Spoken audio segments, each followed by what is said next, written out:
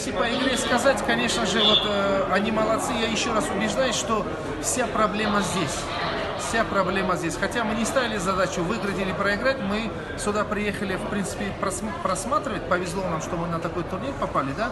Вот. Но ребята десятером сегодня полтора тайма играли, они показали, что они могут понимать футбол. Просто нам нужно больше работать и работать. А насчет того, что сборы здесь, нам удалось все-таки посмотреть ребят. Мы хотим, наша цель, чтобы у нас в национальной сборной в обоими были не просто 22-23 человека, а 50-60 человек. Чтобы мы в любое время могли подбирать ребят и чтобы была конкуренция в команде. Если будет конкуренция на каждой позиции по 2-3 игрока, и ребята будут расти. Поэтому мы будем дальше работать вот в таком же плане.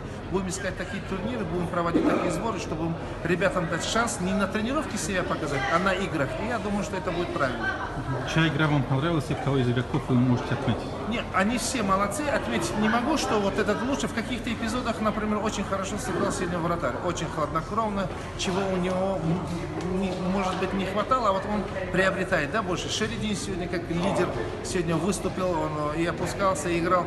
Ребята очень дружные. Вот я бы отметил полностью командную игру и думаю, что все у нас будет нормально. Каковы дальнейшие планы команды?